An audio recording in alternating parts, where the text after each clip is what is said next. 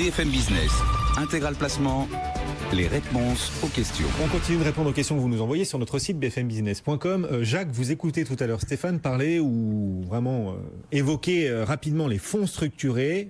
Ça l'intéresse, mais il y voit aussi du risque et surtout il ne comprend pas complètement comment ça fonctionne. Il aimerait vos éclairages sur les fonds structurés. Alors d'abord, je remercie Jacques pour cette question qui n'est pas du tout large et complexe.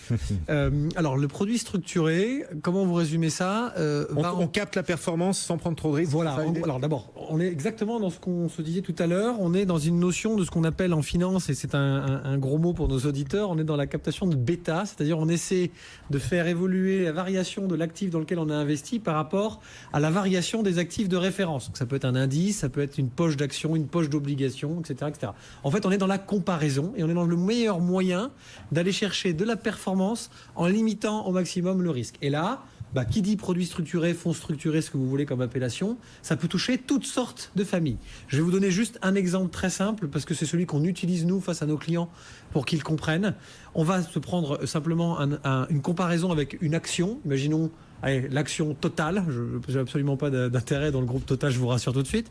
Et l'idée, c'est de se dire, quelqu'un va structurer pour vous, donc un spécialiste va structurer pour le client un fonds par rapport à l'évolution de l'action Total.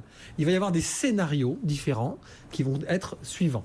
Si l'action Total ne bouge pas ou monte dans les années qui viennent, vous allez pouvoir débloquer votre capital et vous allez toucher un coupon, c'est-à-dire une rémunération pour cela. Mais le gérant va avoir structuré son fonds avec des couvertures et des sécurisations et il va pouvoir vous annoncer que, par exemple, même si l'action Total baissait jusqu'à 20%, vous pourriez garantir votre capital et garantir votre rendement.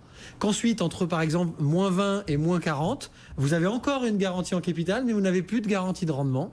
Et qu'au-delà de 40% de perte, en revanche, là, vous vous alignez sur le marché normal et vous perdez plus de 40% de votre investissement. Ça veut dire quoi? Ça veut dire que finalement, et là je vais faire de la caricature, c'est exactement ce qui se passe dans tous ces fonds qu'on vous dit garantis, y compris, à toute chose par ailleurs égale, le fonds euro. C'est-à-dire qu'en fait on ne sait pas réellement comment le gérant va réussir à structurer tout ça, mais il va pouvoir gagner de l'argent à la hausse comme il va en gagner à la baisse et garantir plusieurs choses. Donc, si ça monte, vous gagnez, mais c'est limité en gains.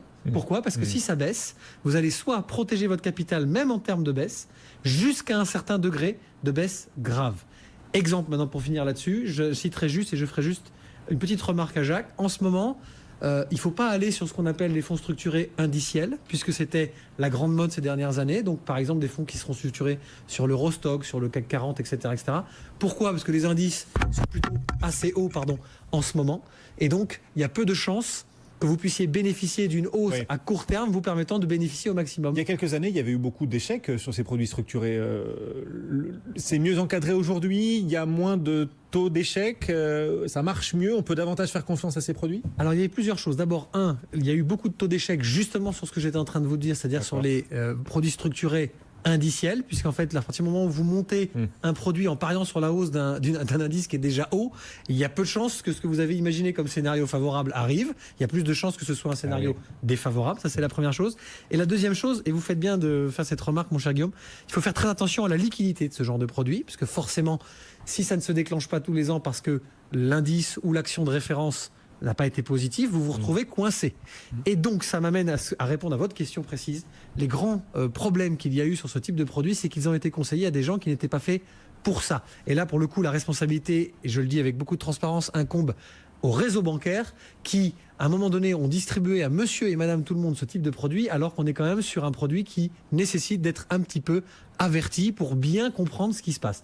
Et vous savez que moi, ma notion du risque, j'aime faire prendre des risques à mes clients à partir du moment où ils les comprennent. Et là, typiquement, ça va être limité à une certaine catégorie d'investisseurs.